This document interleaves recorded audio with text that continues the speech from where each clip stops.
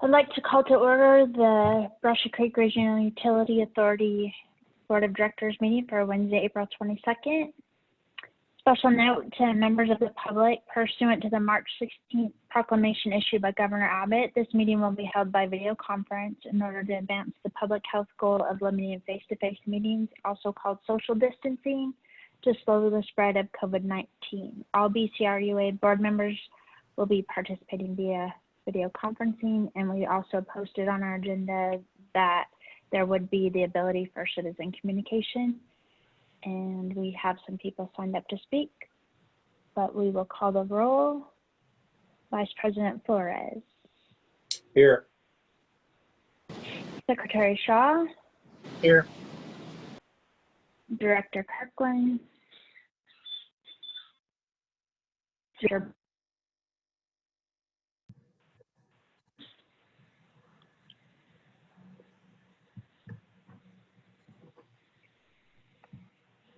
Director Baker.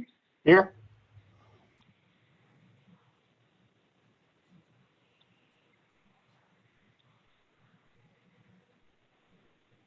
Did we lose Matt? Yeah, I'm here. Okay. And Director Anderson. Here. Okay. All right. Okay. Citizen communication, no different in the video world. We can't see you, but you still have 3 minutes to speak. We cannot deliberate with you, but we're happy to listen to what you have to say.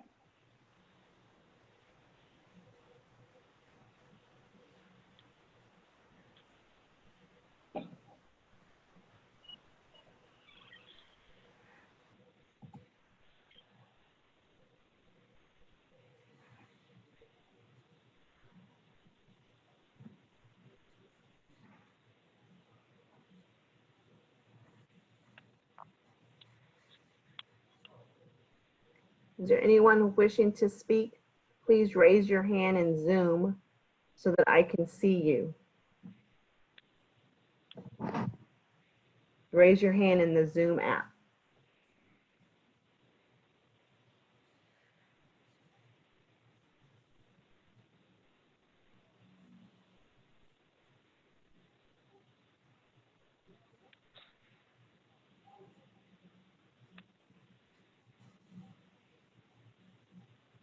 Okay, and I'm not seeing anything on this end. Okay. So seeing no citizen communication, we'll move on to item 4, approval of minutes. Consider approval of the BCRUA meeting minutes for January 22nd, 2020. Make a motion to Do I have a motion? Okay. Second. Motion by Shaw, second by VP Flores. All those in favor? Aye. Aye. Aye. Aye. Okay. Minutes are approved. Item 5, consider a staff overview regarding the BCRUA quarterly investment reports for October 1st, 2019 through December 31st, 2019 and January 1st, 2020 through March 31, 2020. Mr. Meredith. All right, can you guys hear me okay? All right, well, good evening, President Duffy and board members. I'm Kent Meredith. I'm the Finance Director at the City of Cedar Park. And tonight I'll go over the first and second quarter BCRUA investment reports.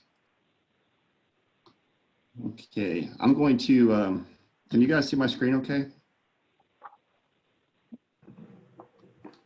Can everybody see that? Okay. Yes.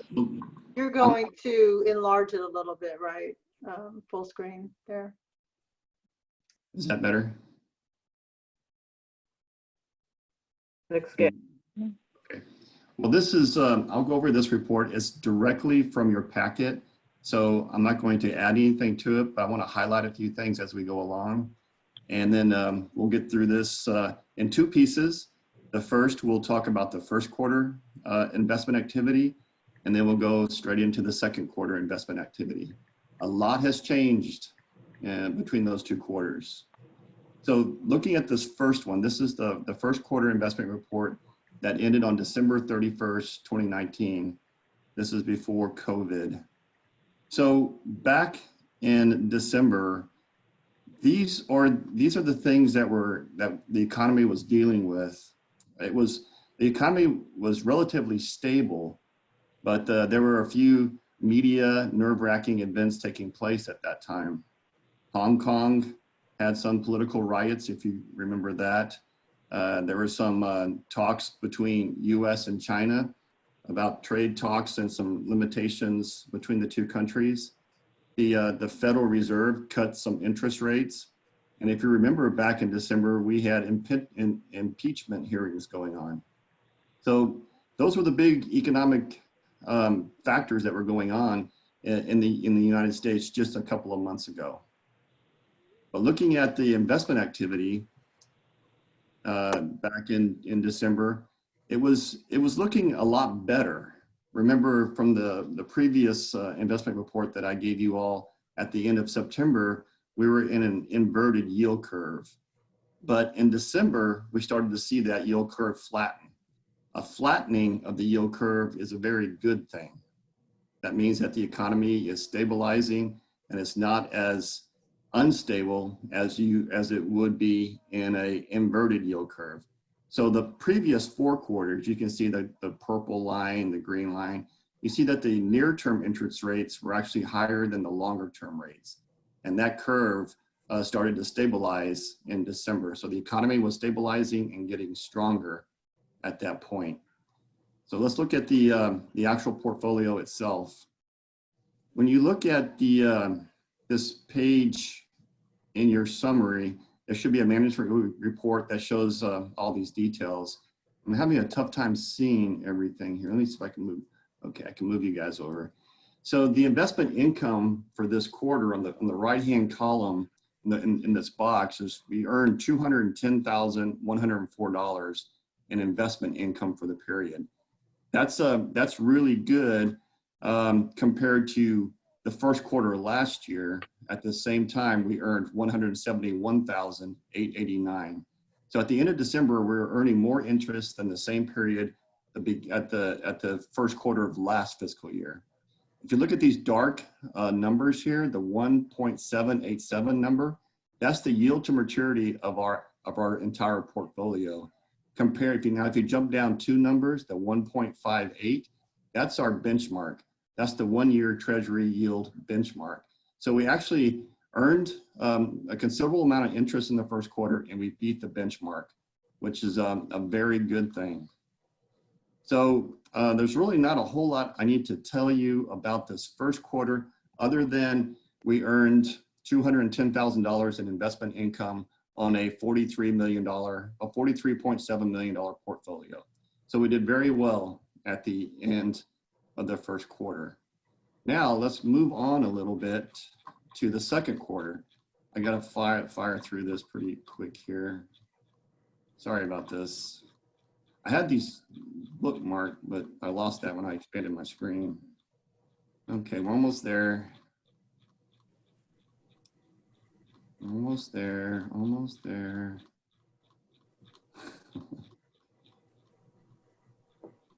Wow, I'm further down than I thought it was. All this that I'm scrolling through right now are details on every single account and every single investment that we have. Okay, now we go into the second quarter. Can you see this? Okay. So now we're in the second quarter. So what has changed since then? Well, everything has changed. The headline here on this slide is shut it down. So what happened after the COVID-19 outbreak is that the entire economy shut down. And if you read what I have highlighted here, the economy shut down to save lives. Now, what that means is that when the economy shuts down and people start losing their jobs, it has a compounding effect on investments. People get very nervous because they want to be able to get to their money. If they're laid off from their job They want to have access to their money. They want to have access to it right now. That affects how the stock market responds to the economy, and things start to get kind of crazy. And we are seeing that in our investment portfolio. And what I have highlighted here is that the longer that this economy is shut down the way it is, the more drastic the effect will be on the economy coming back out of the recession that we're in. It takes a long time for people who are laid off to find jobs, to come back, and to start investing again. So the economy, you see things like this happen quite often when we enter a recession. You can go into it quickly and come out of it quickly. That's called a V-shape response. That's what we had back when we had the 2008 recession. We went into it and we came out of it, relatively quickly. But it's really hard to tell what this shape is going to be like. I've heard talk about it being a U-shaped recovery, where we might go into it, take a little bit of time, then come out of it slowly. It could be a W-shaped, where we drop into it quickly like we did, come out of it relatively quickly, and then maybe have a rebound where we drop again into it and come back out of it in a W shape. So it takes that shape. Now, I've heard the worst case scenario would be an L-shaped response to the economy, where we have a recession, we go into it quickly like we did, and we stay in it for a very, very long time. We really don't know at this point what's going to happen. It really depends on how quickly people who have been laid off, lost their jobs, how quickly they can get back working again. So you'll hear that in the news quite a bit, is we need to get the economy opened back up again and get people back to work. Now, what's happened, how the Fed responded to the virus, it made some pretty massive cuts in the interest rates. They cut the rates overnight by 50 basis points, and then immediately again, they dropped it again a full 1%, 100 basis points. So we're currently sitting at 0.25% in the overnight rates, which means the Federal Reserve is now at 0.25%, which is extremely low. What we saw when we went into the downturn was the panic selling, which is what caused the stock market to react the way it did. You had people that were running to the grocery stores, hoarding, buying everything they could buy, and trying to get to their money as fast as they can. So the markets were responding with the big drops that you saw in the stock market, people just trying to get to their money as quickly as they can. So I'm going to keep going and kind of talk about how that's impacting our investment portfolio. You can see that this red line down here is the current yield curve. It's flat. It looks like a healthy yield curve, but the problem with the yield curve is that it's very, very low. It's almost at zero. At the 3 month, you see that we're almost hitting the 0% return on investments. So that's going to really affect how we're going to earn interest or income moving forward into the third and fourth quarter. At the end of the second quarter, we did okay. We still earned $159,000 in interest income, which is good. And let me see how that compares. It's $159,000. It's not as good as we earned at the same point last year. Last year at this point, we had $268,000 in interest income, but it's better than the year before. Where we had $155,000 in interest income. So we're kind of in the middle of not as good as last year, but better than the year before. Now, looking at our benchmarks, we earned 1.35% on the portfolio, and looking two numbers down, 1.08, we still beat the benchmark. So we're doing a great job investing. We're just not earning a lot of interest income. And I just explained to you why with the economy the way it is. So I'm going to skip down a little bit and look at this final chart here. The fiscal year to date income on our $42 million portfolio is $370,000. That's for the first 2 quarters combined. And that compares to $440,000 last year. So it's a little bit less than last year, but it's more than 2 years ago. So we're still in the middle. We're still not doing very bad. We're beating the benchmark. We're doing a great job. Robert's doing a great job. And we have our investments where they need to be to prevent us to prevent losing any money and still continue to earn interest, even though the economy is very, very shaky right now. And that's really all I have for you, pending any questions you have. Board, do you have any questions?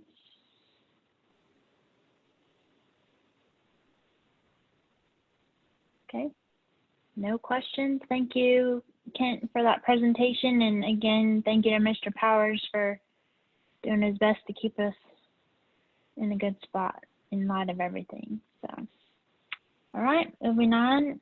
We have some resolutions to consider. Item 6A, considering a resolution authorizing the general manager to issue a purchase order to MTech Comfort Systems for an AAON 20-ton outside air unit to include demolition and installation. Mrs. Bondi. Thank you, Madam President. These next two items are related to the Phase 1C expansion of our water treatment plant.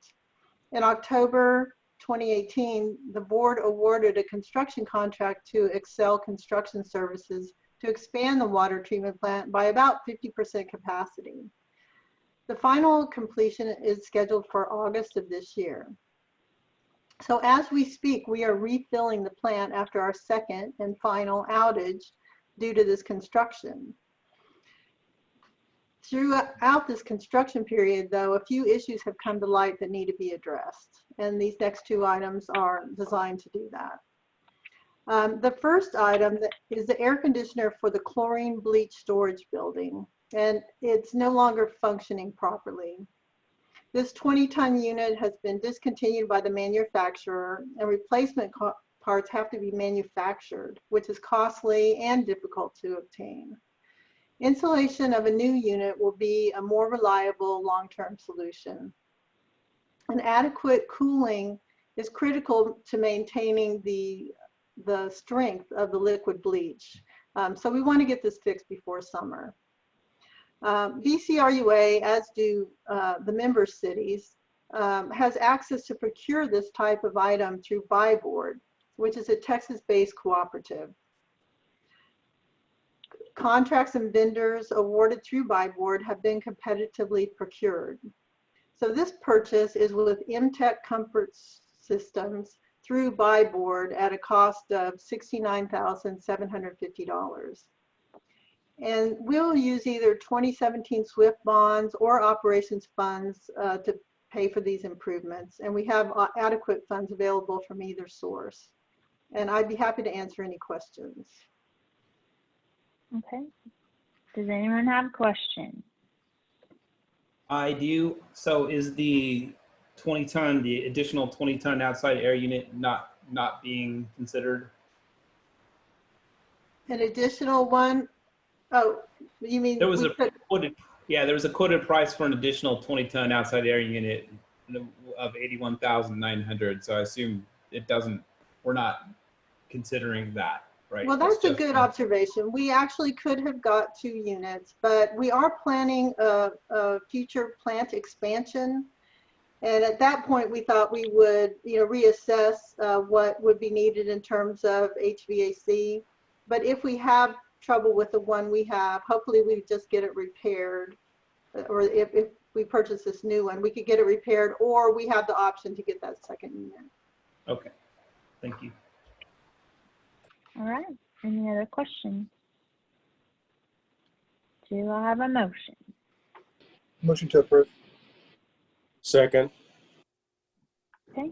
Motion and a second. All those in favor? Authorizing. Aye. Aye. All right. Moving on to 6B, considering a resolution authorizing the president to execute a change order number 2 with Excel Construction for the Phase 1C water treatment plant expansion project. Mrs. Bondi. Thank you. So this item requests board approval of a change order to the construction contract for the Phase 1C water treatment plant expansion. This change order actually consists of 2 items, procurement of water quality analyzers and then replacement of electronic communication equipment that controls the plant. And I'll describe each one. So first, the water quality analyzers. our water treatment plant has aging and inefficient water quality analyzers, resulting in high maintenance costs. So the way we test the water, is in all of your water treatment plants, is water from the plant continually runs through these analyzers. And in this case, these are old type of analyzers, and they use a lot of water, and they discharge into Cedar Park's wastewater system. So recently, this high flow has resulted in issues with the wastewater collection system. And we would like to take the opportunity to use lower flow modern equipment to resolve these issues with the wastewater collection system, and it will reduce maintenance costs and save a lot of water as well. So we recommend our water treatment plant contractor procure these instruments, including 5 controllers, 7 chlorine analyzers, and 11 turbidimeters at a cost of $85,400. But then these would be installed by BCRUA staff to save costs. The second item in the change order was discovered in early February when the water treatment plant electronic control equipment began to fail and lose communication during routine operations. It was determined that the programmable logic control processors and related equipment are obsolete and need to be replaced. The cost of the work is $56,712. This is a high priority item, and we want our water treatment plant contractor to complete the work, as he's already working on our communication system. So this change order, including both of these items, won't impact the schedule of our construction, but it will allow us to expedite these needed projects. We plan to use 2017 bond funds for these improvements. And the operating committee and I recommend your approval to add this total of $142,112 change order to Excel's contract. And with the approval of this change order, there would be over $2.2 million remaining in 2017 SWIFT funds. And I'd be happy to answer any questions. Okay, does anyone have questions? Yeah, just a quick comment. You have an estimated timeline and how long will this take the plant offline at all? The plant is, I'd say 2 weeks, will be up and running again. We're already filling the raw water intake. So the contractor's done with all the work he needed to do. And we are filling the raw water line. We expect to have that done by the end of the week. And next week we will fill the water treatment plant and complete the backwashing, and then we'll be back online. I appreciate that. That was going to be my next question. But like for this, like the AC unit and then these controls and everything, are you going to be down for a significant amount of time? Or? No, we won't be out any time for those. Okay, good. The summer here. That's good to hear. And I will be sure to let you know anytime we ever have to take the plant offline again. Please do. Okay. All right. Any other questions? All right, we have a resolution. Have a motion. Motion to approve. Second. Motion to approve. Okay. All right, motion and second. All those in favor? All right. Aye. Aye. Okay.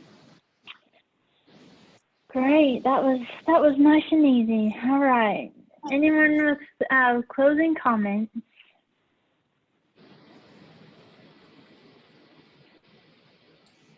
No, good night.